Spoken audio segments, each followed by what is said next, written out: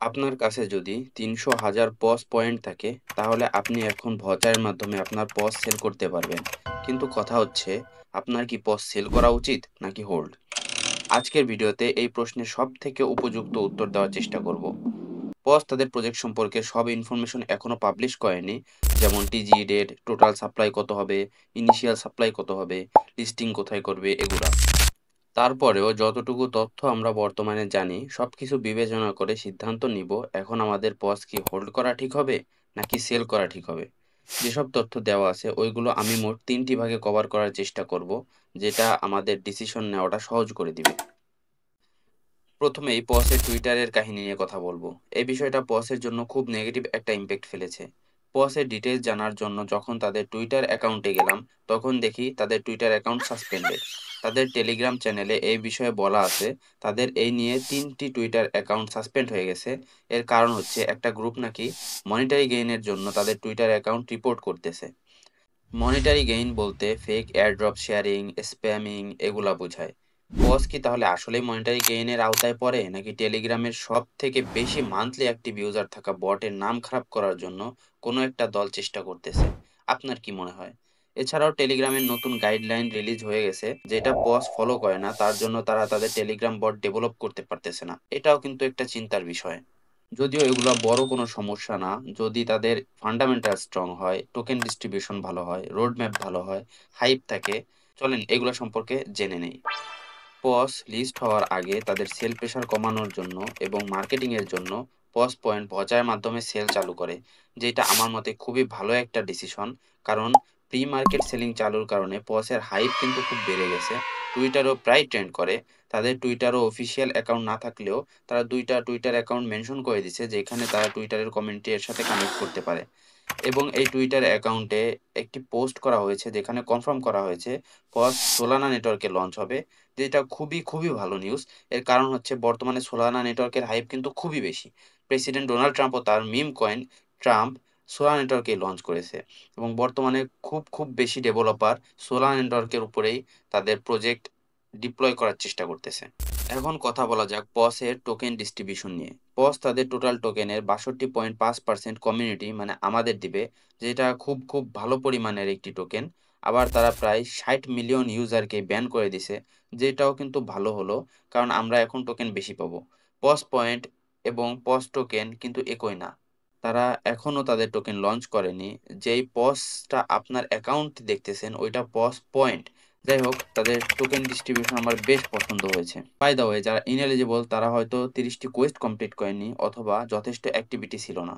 তাদের ওয়েবসাইটে গেলে তাদের পার্টনার্সগুলো দেখতে পারবেন। যেহেতু সোলানা নেটওয়ার্কে তাদের টোকেন লঞ্চ করবে, তাই সব নামি দামি সোলানা প্রোডাক্টস যেমন Phantom, radium, Jupiter, Solana foundation স্বাভাবিকভাবেই তাদের পার্টনার। ওভারঅল তাদের ফান্ডামেন্টালস বেশ স্ট্রং, তাদের রোড ম্যাপও খুব ভালো। আর সোলার নেটওয়ার্কের লঞ্চ হওয়ায় আমার মনে হয় পজ টোকেন একটা হাইপ ক্রিয়েট করলেও করতে পারে। চলেন এখন লাস্ট চ্যাপ্টারে যাই। নোট কয়েন প্রথমে মার্চ এপ্রিলের দিকে 10 মিলিয়ন নোট পয়েন্টস ভচারের মাধ্যমে সেল করার টেকনিক শুরু করে, যেটা বেশ সাকসেসফুল ছিল। নোট কয়েনের ভচার লঞ্চ হওয়ার সাথে সাথে $230 মতো প্রাইস পাম্প করে, যেটা পসের সাথে কিন্তু একদমই মিলে যায়। পস যখন প্রথম লিস্ট হয়েছিল তখনও প্রাইস কিন্তু প্রায় $230 মতোই ছিল। পরের ঘটনাও প্রায় একই।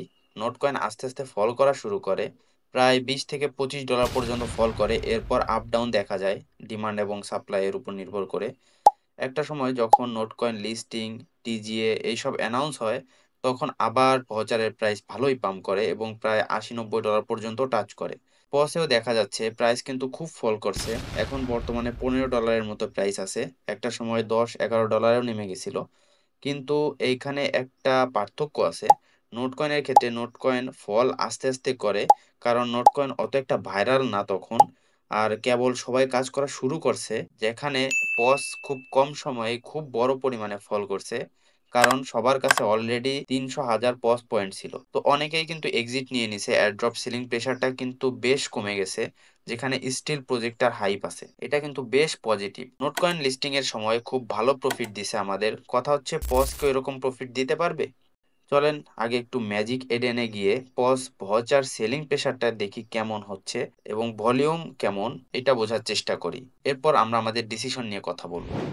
ম্যাজিক এডেনে পজ ভাউচার লিস্টেড, এখানে গেলে ভলিউম, একদিনে কয়টি ভাউচার সেল হলো, মোট কয়টি ভাউচার ক্লেম করেছে এগুলা দেখতে পারবেন। ভলিউম প্রায় $225,000 হয়েছে এ পর্যন্ত। টোটাল 100,000-এর মতো ভাউচার ক্লেম হয়েছে। যেহেতু মাত্র 3 দিনের মতোই হয়েছে যে তারা 300,000-এর ভাউচার সেলিং সিস্টেম শুরু করেছে, তো এইটা কিন্তু মোটামুটি ভালোই ভলিউম। ম্যাজিক এডেনে কিন্তু পজ ট্রেন্ডিংয়েও আছে। এত সব আলতু ফালতু আলোচনার পর চলেন আসল কথায় আসি। পজ কি হোল্ড করবেন নাকি সেল? এখানে আপনার কাছে মোট 3টি অপশন আছে। ভাউচারে কনভার্ট করে সেল করুন, কারণ আপনি এখন এর প্রাইসে সন্তুষ্ট। দ্বিতীয় অপশন হচ্ছে হোল্ড করুন।